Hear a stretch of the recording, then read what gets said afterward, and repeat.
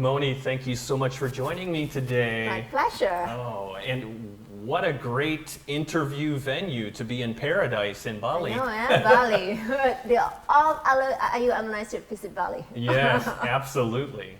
Well, thank you for sitting down with me. So let's talk about you as a Kelley MBA graduate and as an entrepreneur and a yoga studio owner and probably so much more.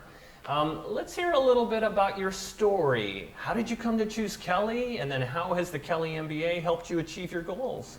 Well, my choice was pretty narrow back then because my brother went to IU. I kind of like, that's the only school that I want to go to or allowed to go to. So I only choose IU. I'm like, I like to study accounting back then, and IU had a great program. So hence, the undergraduate and accounting degree from Kelley School of Business. And after that, I went to GE. I worked for 5 years in the financial management program. But then I realized like this is not my life. I mean, Kelley School of Business has been great, a great foundation, because I do believe whatever we choose in life, it gives us experience that create our character.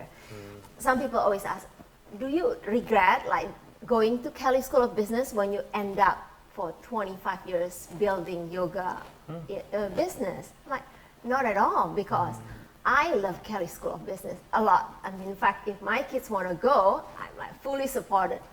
I bring them to Kelley School of Business and show them around. And that kind of community that I don't see it in other schools, at least not many that I know of. Like my husband from Australia, he went to school in Australia, and he always wondered like, wow, your alumni network is amazing. Yeah. I went to Singapore and I get invited to the Singapore chapters. And when I'm in Jakarta, I get invited to the Jakarta's group of people. So it's this sense of community that you can't get anywhere else, or not that I know of. That's fantastic. Well, thank you. So tell us a little bit more about your business and maybe what's next for it. What would you like to see realized? Yeah. Well, given my age, or I don't have that strive anymore to. What's success? Success for me in life is happiness. I mean, there's not many index of happiness out there that how you count it. But for me, is having this business, I don't need 10. I don't need to expand globally. That's not, I don't need to create certain number of profit. But I'm happy here, living in Bali, creating this business, giving people a choice of life. Like come visit when they come here. I'm just happy, to have all these people from around the world come to yoga and improve their health and wellness. It's just things that you can measure. And if the more growth that I have, I know in business world, okay, you want to grow. Everything is about growth, but when does it stop? Growth is relative, like for me at least, personally. So for me, this is it. This is happiness for now. Things are changes, of course. Like nowadays, everything changes. Like everything technology, and last year, I mean, the last 2 years have been COVID and technology. People don't come to yoga school anymore. And I heard like many yoga business closed, like small business closed around the world because people are so afraid to go to the close proximity and exercise and sweating together. Especially I do hot yoga, so. People change their business, they bring it to online classes, But I guess it's still a blessing for me here in Bali. People still looking for that, again, connections, community, These people are longing for that. We have the same sense of, what do you call it? The same interests, even though we are from different background, different cultures, different interests, but there's this one thing that connects us, yoga. And they come and then from Russia, anywhere, and we connect together. So that's amazing. And we still able to offer that. I don't know for how long, maybe 10 years from now, nobody want that, but I think people still longing for that, meeting, connecting personally with each other. Absolutely. That's great. Thank you for saying that and sharing that with us today.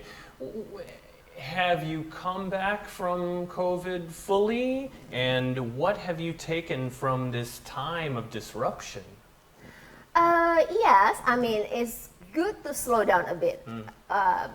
back in the, like, before COVID, it was such a boom in Bali. Like, in fact, some perspectives say it's too much, you know, to handle, that, you know, it become destroying probably the environment, blah, blah, blah.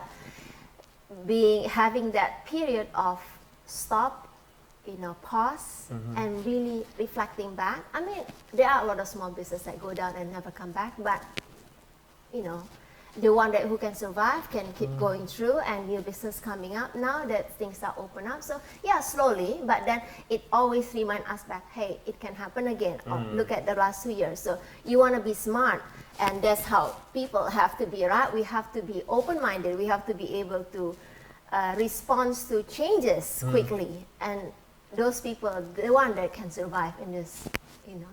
Yes. Good advice. Changing environment. Yes. So what advice would you have for young female entrepreneurs in Indonesia? I don't think I'm qualified to give advice, but Oh, I think you are. I guess just do what you feel right to do. I mean, there's no right, okay, especially in business, we always think like, investment that you put in, is it worth it if you do something, this, you know, something else, this and that, you know, your heart will tell you, because there's never wrong or right answer. You might do 10 things wrong, you know, to get one thing right. And when it's right, it's really right. And you're happy about it. And it's feel like so much fulfillment out of it. So don't be scared, you know, don't be afraid. Life is about, you know, just take the chance and do it. That is great advice. And Mony, thank you so much for speaking with me today.